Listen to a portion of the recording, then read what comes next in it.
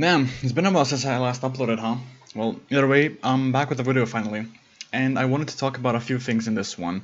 First thing I want to talk about is microtransactions and how they affect the gaming industry. Microtransactions have been around for a while, but have caused more controversy than ever in recent years, since about Battlefront 2 got released. A lot of people have their different takes on this, and I wanted to share mine. I don't think all microtransactions are a bad thing. The first and most obvious case when they're not okay though is when they impact the gameplay in multiplayer and allow the player to gain some sort of unfair advantage if they purchase them. The most popular example of this is the way loot boxes worked in Battlefront 2 when the game first launched a couple years ago. And you could pay to unlock powerful characters faster than if you wouldn't pay for it. Another example is a lot of mobile games, for example Clash of Clans, where you can just buy resources and progress through the game faster. Now these often get a free pass because they are free games and it's mostly casual, so it doesn't help the game as much, but it's still not great for the game. When it comes to microtransactions that only grant aesthetics like character and weapon skins and such, those aren't as scummy because they don't grant anyone an advantage. But you can also make the case that these are bad for the game because it means you need to pay to unlock something instead of being able to earn it in-game, which would make it more special and means you have to actually put in the effort to unlock it and not just use your debit card. Another case when microtransactions are an issue is in single-player games. It takes out potential content and should not be implemented ever. A great example for this is the Assassin's Creed series. They started having them since about Unity, and they have only been getting worse and worse. Personally, I haven't had many issues in Unity due to them, but it still shouldn't be necessary as it takes out the ability to earn things by actually playing the game and just makes you pay for stuff. For example, in order to show chest locations on the map, you need to spend Helix credits, which are a currency which can only be bought with real money. In the old games, you would use the in-game currency to earn stuff and to unlock things like this. You do get some Helix credits here and there while playing the game, but it's not nearly enough to purchase all of the things in the store. So basically, if you want everything, you're gonna have to pay up. In the most recent trilogy, it's been even worse, with them locking away even more content behind the Helix credits. In AC Valhalla, half the armor sets in the game are not obtainable by playing, and you need to purchase them with Helix credits. Once again, to compare this with the old games, in Assassin's Creed 2, you had to do a set of parkour challenges to unlock the best armor in the game, which was the Armor of Altair, and you can buy the rest of them with the in-game currency you earn by playing. They did very similar things in Brotherhood and Revelations with the Armor of Brutus and Armor of Ishak Pasha. To make the matters worse, the games have adopted more RPG mechanics over the last few years, one of which is leveling up. They made the leveling awful to make the so-called time savers look more appealing. If the leveling in the games was balanced, there would be no need for XP boosters, but it's gonna make them more money if people pay for a less grindy experience, so they build the game around microtransactions. As an example of a game that does microtransactions right, I would use Overwatch. You can use any character from the moment you purchase the game, and the only thing you can purchase after that is loot boxes that give you random skins, emotes, voice lines, sprays, and player icons. The thing is, you can easily earn any of these by simply playing the game.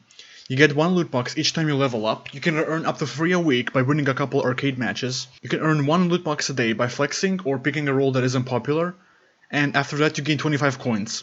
Speaking of coins, you get those randomly every so often from a loot box, as well as every time that you get an item you already have, which will happen quite often once you unlock a majority of the common and rare items. And with those coins you can unlock any item that is obtainable from loot boxes, which is almost all of them with the exception of a couple exclusive items.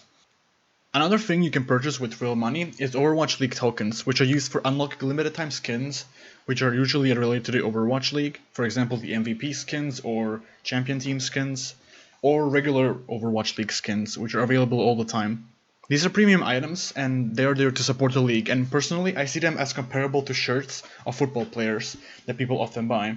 You can also earn these tokens by watching live broadcasts of Overwatch League. Another thing I want to talk about is DLCs. While they can be nice and add content to a game and extend its life a little bit, in recent years they have become a bit of an issue. A few generations ago, you can just buy a game and have all the content on one purchase. Nowadays, certain companies make sure to have DLC in every game, and the content should have been a part of the base game a lot of the time. Now, not all DLC is bad or unfair, but when the DLC content is made before even the base game comes out, and then the game is unoptimized, broken, or missing stuff, we have a problem. An example of awful DLC is The Sims 4. This is how much it costs to unlock all content for Sims 4. So the base game costs €40, 50 if you buy the deluxe edition. There is 10 expansion packs, which each cost €40 for a total of €400, 7 game packs which cost €20 each for a total of €140, 14 stuff packs, which each cost 10 euros, totaling at 140 euros. So if you buy the game with all the DLCs, it will cost you about 720 euros. Now, you can buy a few items in a bundle and in the deluxe edition, which will lower the cost a little bit. And you can also buy during sales. At the end of the day, it costs over 700 euros for a game, and you can buy other games as well during sales, so it's still not justified. A game that does DLCs right, in my opinion, is Dying Light. The devs fixed the game first, as it had a rough launch, with glitches and performance issues. Then they dropped the game's biggest DLC only a year later, that added a lot of stuff like new map, new mechanics and such. The base game now costs around 30 euros. The season pass is purchased for 30 euros as well, and you can get both for 50 euros if you buy the enhanced edition. On top of that, there have been over 20 small DLCs that add a few weapon blueprints, a player skin, and a Doom buggy skin, one per pack each. Most of them cost around 3 euros, so to gain access to all the content this game has to offer, you would only need to pay a bit more than 100 euros. Most of the DLCs aren't that big of a deal anyway, as it's just a few weapons and cosmetics, and most people probably won't buy most of them, as you can only have a few weapons equipped at any given moment.